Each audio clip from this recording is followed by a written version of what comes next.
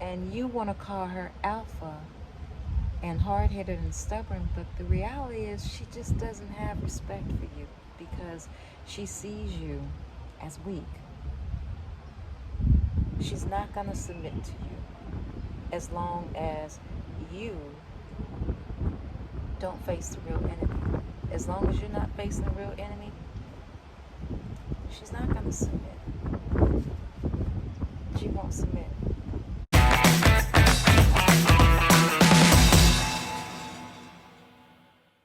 Greetings and welcome back to my channel, Spine Shine Goddess. I'm Sandra Roberts, the Same Goddess, and here at Spine Shine Goddess, we're encouraging Black women to live, stand, and speak their organic truth. I've been watching a lot of YouTube, and the fact that I am working at building my channel for the sake of learning and for the sake of content motivation. I've gotten into this bubble on YouTube about relationships and the passport brothers and Black men speaking on why they no longer want to be with sisters in America because we're not soft and submissive, we're just too independent and strong, and we don't want to listen and build Black families. Same things I've spoken about before. I think my last video where I talked about women being leaders. The brother who I mentioned before in a video on Phil's channel, the Black Congregation. Never judge the channel by one video. But I'm open to anybody speaking their truth because I know where I stand in my truth. He had asked brothers to list channels of women who were basically ones supporting what they all feel, which is be submissive and to listen and to get married. And most of the brothers on there had mentioned this sister by the name of Crimson.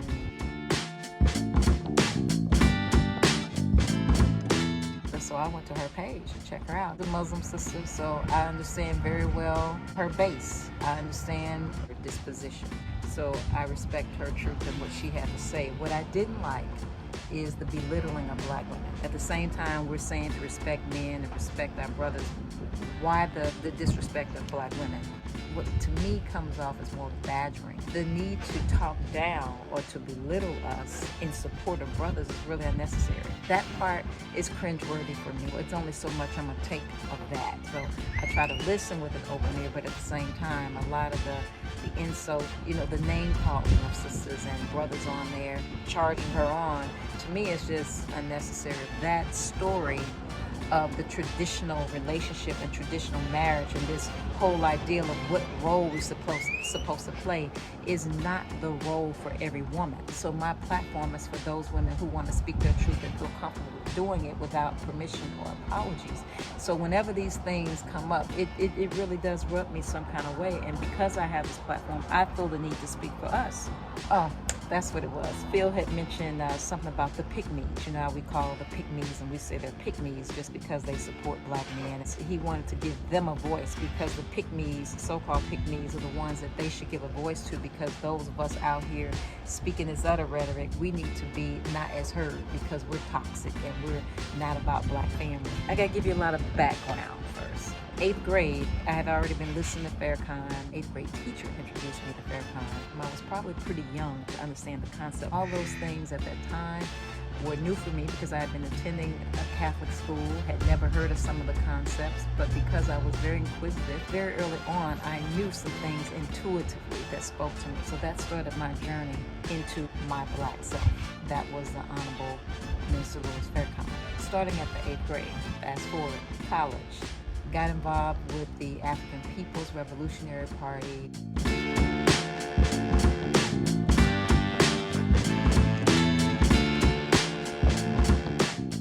Was pretty active off campus because, again, the university world didn't fit me. Even though I was there to get my degree, I understood that I had a purpose to teach, and in order to teach, I had to get a license to teach. In order to get that license, I had to get a degree. But there was still conflict because I understood what seems to be the same issue with Ye.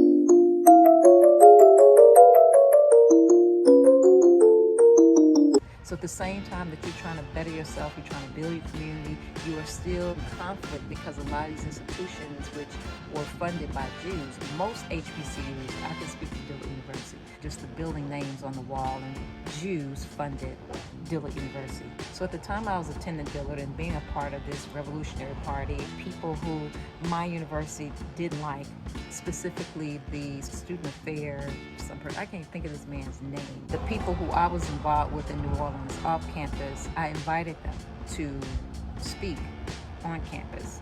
Keep in mind, I wasn't one of the who's who. I came from a poor neighborhood, single parent home. My mom was not a college graduate, which means that there was no ties to Dillard. A lot of emphasis on those people who had parents that were connected to the university, who had gone to the university, you know, the who's who, the most important, those who could give money, who had clout. That's how it is, right? I was a nobody, but obviously somebody who served as a threat. Don't ever take yourself too lightly when you don't have clout, money, name. You're threatening to somebody. This particular time, the dorms, they weren't co-ed. The girls had a curfew, the boys didn't. And this girl whose room was right across the hall from mine, and she was also the RA at the time, the residential assistant. You had a house mother, and you had a residential assistant. The brother I was dating was older than me. He was, I think when I was a freshman, he was a junior.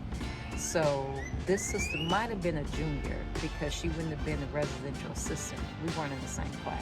Be patient, okay? I gotta give you all of this. So anyway, my roommate at the time, shout out to my roommate, my roommate at the time who was in the room with me when this all went down. And keep in mind, I'm a fiery freshman. The reason I gave you the background to 8th grade FairCon, African Revolutionary Party, that's who I was on campus. That's who I have been since grade school. Whatever people want to say. Rebel rouser, fiery, mouthy. And boys weren't supposed to be in your room, period. You had to come to the front door, request you, sign in, and then you sit in the area where you could, you know, sit with your guy friend. I didn't give a fuck. I'm mad. I need to get to the bottom of who you cheating on me with. Then come to find out she right across the hall from me. Oh, we gonna deal with this. We gonna deal with this. It was in my room, which was illegal. It was against the rules. At some point, my roommate leaves. Remember the girl he was cheating on me with in the room right across from mine, so she already knew what was going on. I mean, because we're arguing. You could hear that there's a male voice. Remember I told you about the brother who was the student affairs, whatever his title was, who didn't like me because of this group I had on campus who were part of New Orleans revolutionary set that they didn't want on campus, but I had them on campus anyway. So he was determined to use me as an example by kicking me off campus for a period of time. He kicked me off for a semester. It was a hearing before he kicked me off, so pretty much everybody thought it was a joke. You know, like, come on now, we know girls been caught screwing in the room. You just gotten slapped on the wrist. Why did I tell you all of this? Dillard University, just like so many other businesses, the music industry, movie industry, has a relationship with Jews because they have funded many things. For those of us who call ourselves aware, conscious, it's always a battle because you're reaping the benefits of being a part of this institution, yet you're saying that we want to be liberated, we want to understand who we are as a people, but those schools aren't teaching you to be who you are. Those schools aren't teaching you to love yourself. Those schools aren't teaching you what your history is, teaching you to work for yourself, teaching you to build among your own people. Even though it's a HBCU, it's a historically black university.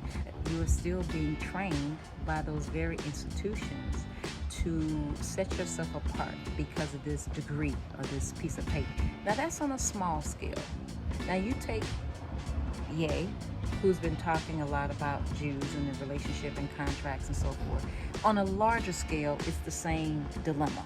So I'm giving you that because FairCon in 8th grade, my experience at a historically black university, but yet being connected to New Orleans, conscious community, having to do battle at a historically black university to talk about things that affected us as far as revolution and being African-centered people at a school that was funded by Jews.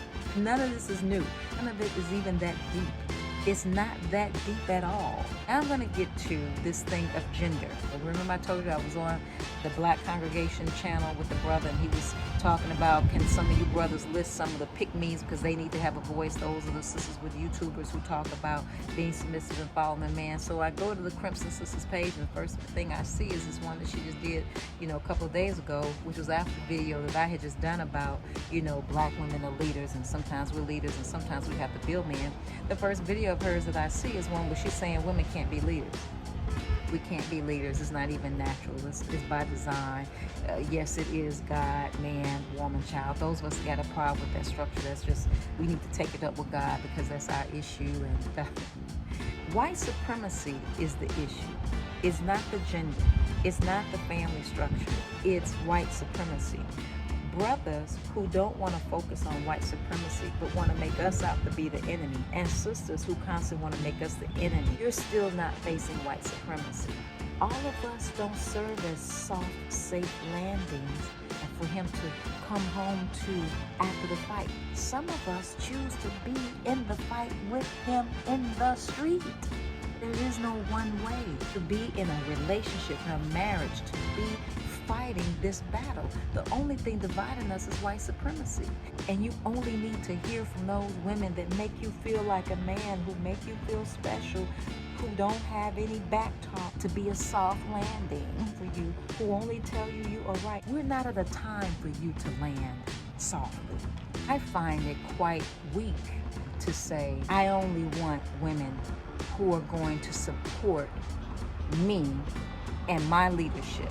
Playing house is over. This little gender thing y'all doing, to me, it's just some fear shit. It's a deflection. It's a distraction to take you off again facing the enemy. Rather than deal with the person who's causing the issue, just fight among ourselves because we're too afraid to collectively fight the one enemy. Your house and the role you play is not going to matter as long as white supremacy is dictating who you are. Your money don't mean shit if in white supremacy you still haven't dealt with the enemy. All these prerequisites that to me personally are childish. They're shallow playing house. That's all it is. We are two equal partners. That's what we are.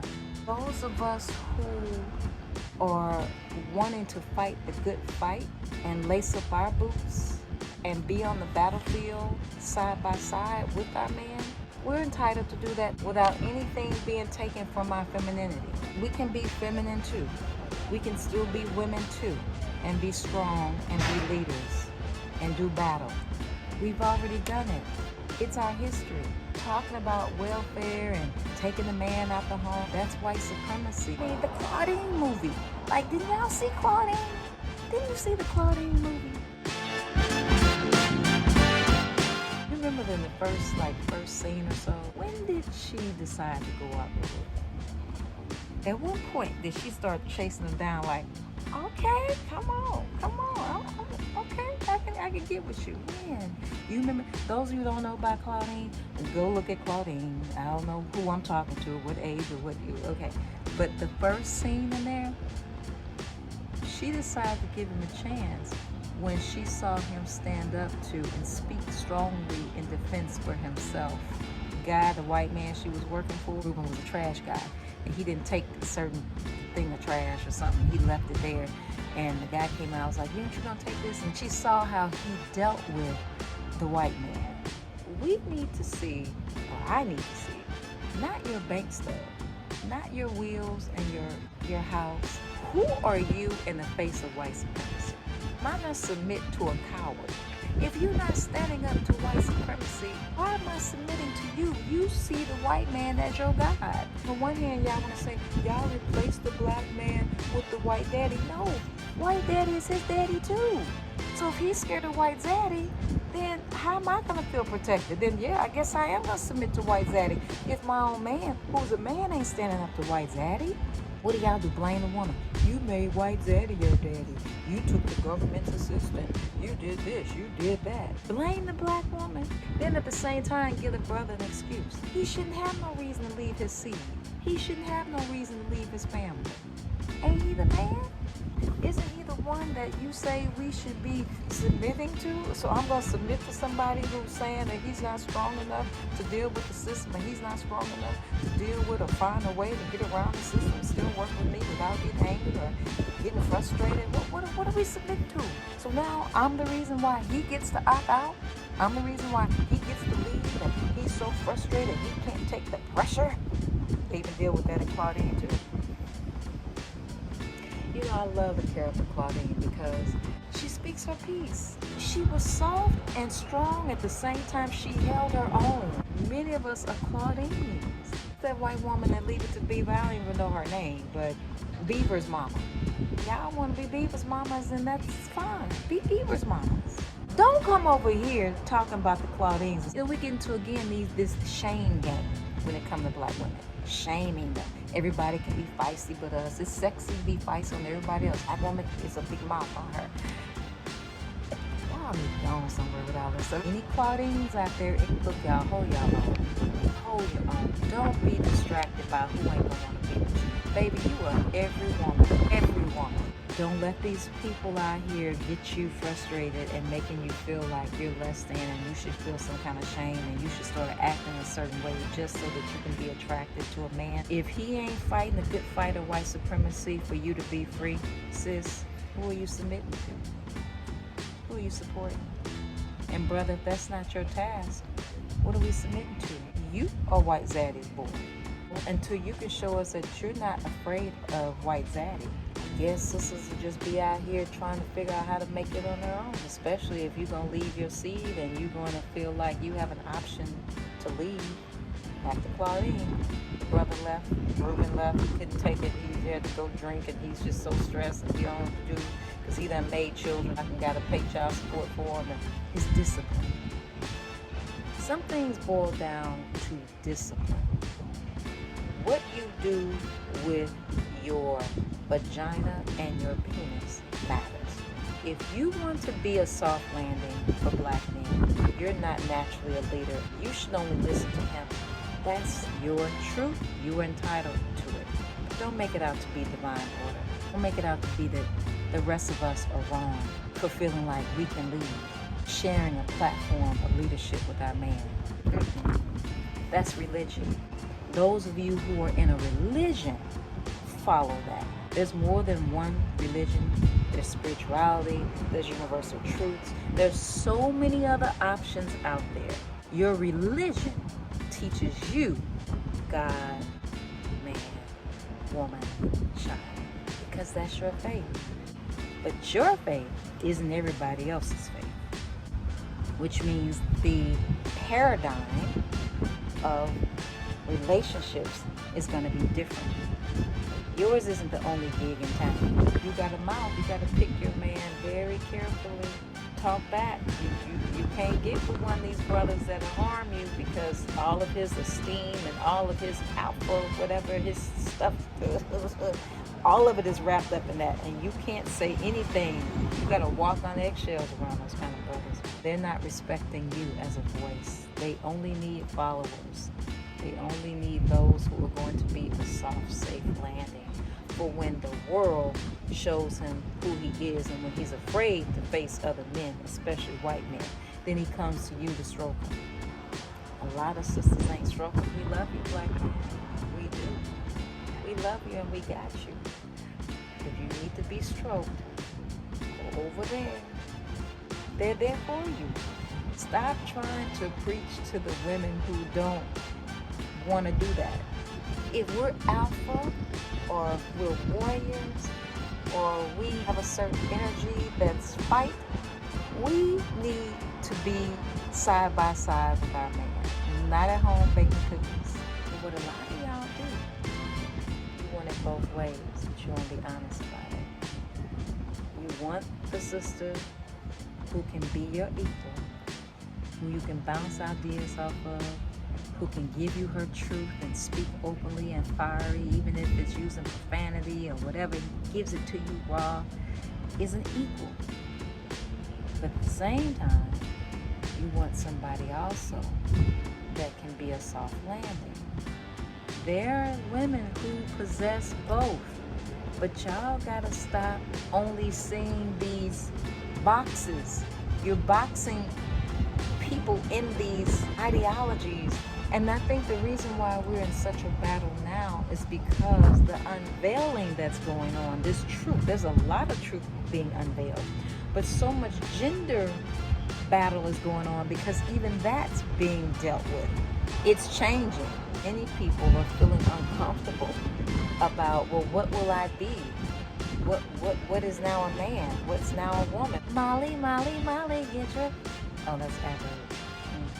But yeah, it's about pronouns. Everybody's fighting over pronouns, fighting about sex, fighting over gender. And the battle is white supremacy. A lot of brothers want submission, but because they're not warrior in spirit, they don't gain the respect of a warrior sister. And you want to call her alpha and hard-headed and stubborn, but the reality is she just doesn't have respect for you because she sees you as weak. She's not going to submit to you as long as you don't face the real enemy. As long as you're not facing the real enemy, she's not going to submit. She won't submit. How do you submit to someone who's submitting to another man? If y'all want to blame black women for getting on welfare assistance and becoming a feminist, choosing that over a black man, where was he? You're going to fight for what you love and who you love. Stop making this narrative out to be it's just hard-headed women who don't want to be submissive, who don't want to follow. We will follow if the leader is not a follower of white supremacy. That's coming from me personally. I can't speak for all sisters. That's all. So like I said, this wasn't a video I wanted to put up. I really want to just talk about 10 reasons that black women should become YouTubers. And mainly goes right back to this, so that we can have lots of narratives. Everybody has their story. We all should be respected for our stories because they're valid. Our experiences are valid. They make us who we are. And remember, be peace. But if you have to be warrior,